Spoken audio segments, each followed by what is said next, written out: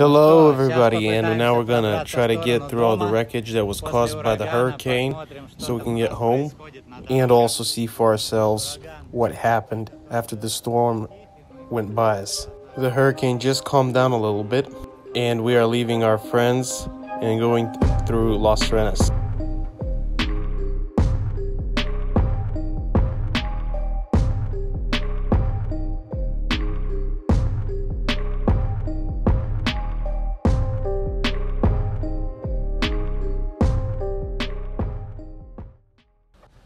So now some of the people have gotten out on their motorbikes and on their quadra bikes. We can see that the ocean is very stormy out there in the distance. The water is very dirty from all the mud that's come from the hills. A lot of fallen trees everywhere. Telephone poles have been knocked over too. Good God. The fish market is also completely knocked out and flooded. I mean, just look at it. All the tents are knocked over where fish was being sold. Everything's covered in fallen trees. I mean, oh my God. And let's see what's else here. All the billboards have been knocked over. They're on the roads lying around here. I mean, good God, it's as if an invading army just came through here and knocked everything out. Like Genghis Khan and his Mongolian army came here and tore everything up. But right now we're getting through somehow. And there are even some people walking here. But as you see for yourselves, guys, everything's flooded. Everything's not in very good condition. The day is Monday. Here we used to have a cafe, a little restaurant where they'd sell ice cream. And now, I mean, man, there's nothing left of it. Of course, nothing is working today. None of the infrastructure, none of the hotels, restaurants, etc. Everything's knocked out. And right here used to be a couple of cafes and restaurants, and nothing is left. I mean, the hurricane literally tore everything out of here. And another big problem is that all the telephone poles here have been knocked out, knocked over, and that means we'll be without electricity for a few days. Up there used to be a nightclub, a disco club, Babylon. The whole top floor has been knocked out, covered in trees and everything. All the electrical wires and telephone wires have been torn over and knocked down. That's very, very bad news because that's goodbye to the electricity, and that's going to be out for several days at least. However, the police department right here to my left is still intact, which is good. I mean, right here we're passing some telephone poles, some electrical poles. You can see the wires are pretty damaged, and that's very, very bad. Tomorrow, they're probably going to start renovating all this stuff, redoing everything, bringing new wiring in, new poles, but I don't know how long it'll take to reinstall everything. And as we can see, as we're driving through the center of town, there were a lot of little shops, you know, tent shops. Everybody'd set up and sell some stuff. It's all been knocked out, washed out. Now here we're driving around the parking lot because right on the main road a tree fell and nobody's moving it, so we have to take a roundabout. And here we are on the ballenas, the beaches. Now here in front of us we have some cars, but they're not moving. I don't know what's going on. Nobody's going past this point. I don't know why. Here, give me a second. I might try to find out. Yeah, great. So anyways, we just got some news that we won't be able to drive through by car because the whole road is covered with trees and debris. And it's just basically impassable. Only on a motorbike or electric bike or scooter bike you can drive through because you can somehow maneuver through all the stuff, but a car is just too big. So basically we're left with two options: either drive out of here and go find another route to get home, or wait until tomorrow when they clean everything up. Maybe. So as you can see, we decided to drive around, find another route. And you can see for yourself, people here walking with machetes, cleaning up the debris themselves. A lot of people going by. I mean, it's just crazy. Oh, God. I mean, everything here is covered in debris and fallen trees.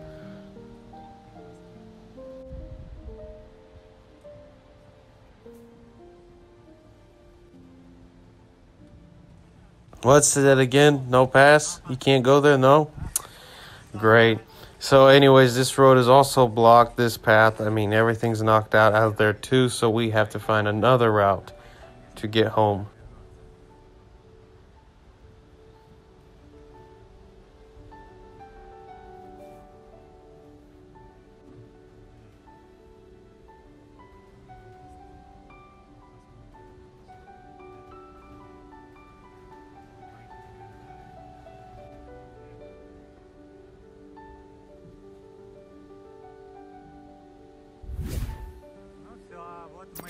So basically, this is as far as we can go. We can't go past this. We ourselves actually try to clean up this area right here so cars could go through here, but we can't. We're physically limited. We need some heavy duty machinery that we don't have.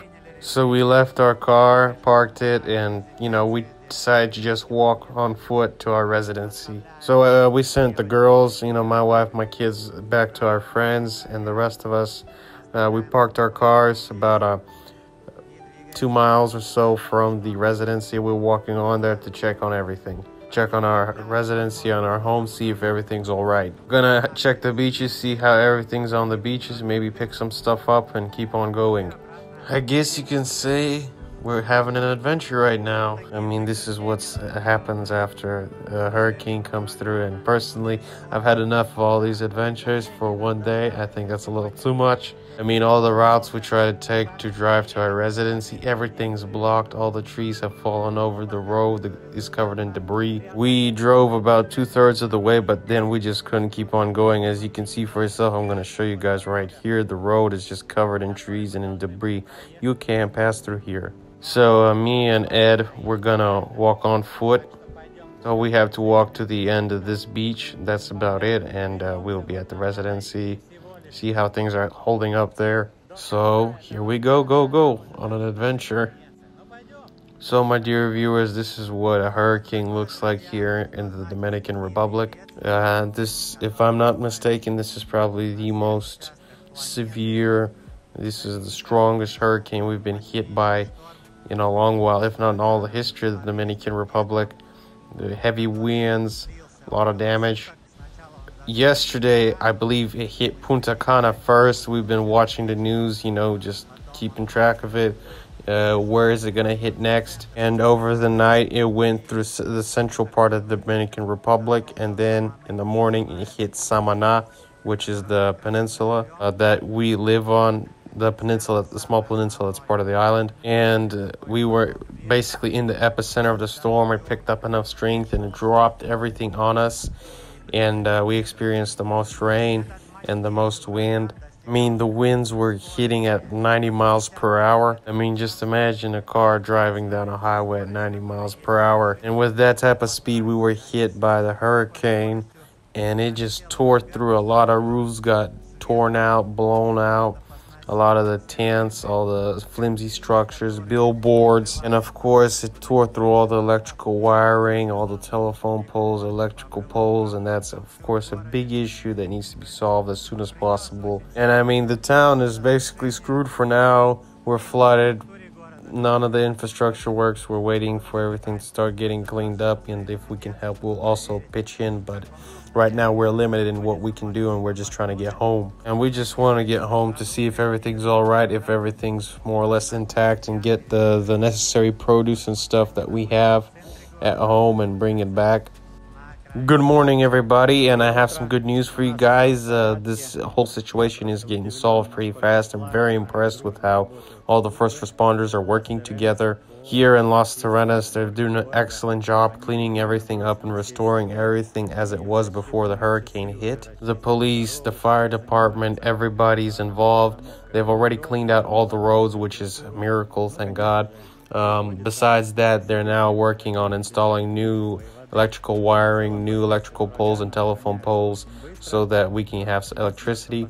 Now we will be without power for a few days and without water, but that's just about it. Our infrastructure suffered some, but I believe nobody was injured during the hurricane. So remember guys, I had a video earlier about safety in the Dominican Republic. You do not have to worry about it. Of course, there are certain things that you cannot, walk around. Storms come and go, but all the services are dedicating to restoring order as it was.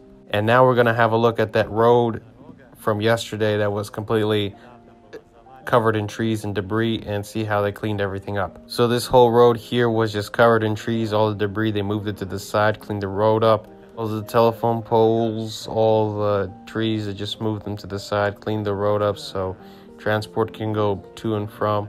Pretty impressed. They called in some heavy duty machinery. They called in excavators, a lot of trucks. All the services were working here, all the first responders. Of course, you do have some, more debris, some garbage here and there, but I'm just impressed. Like one day, oh, actually not one day, one night, they cleaned everything up here and the road is functioning. So step by step, all of this will get cleaned up, and I keep getting reassured in my opinion that here in the Dominican Republic, all the first responders, the police, the fire department, everybody here works with the best quality, top-notch services. Everybody works for the community, and that they always, no matter what hits the Dominican Republic, any hurricanes or storms, they always try to solve all these issues, the aftermath. And this is why we like living here. I mean, this is one of the biggest reasons why. So here we can see some of the fences got knocked over, but everything is more or less okay now. It's getting all solved and cleaned up. So all in all, we can say that Hurricane Fiona did hit us, and pretty hard, but we're all okay, we're all together. And that's about it. If you found this video helpful or interesting, please subscribe, hit the like button, hit the notification bell, hit me up in the comments down below, and I'll see you guys next time.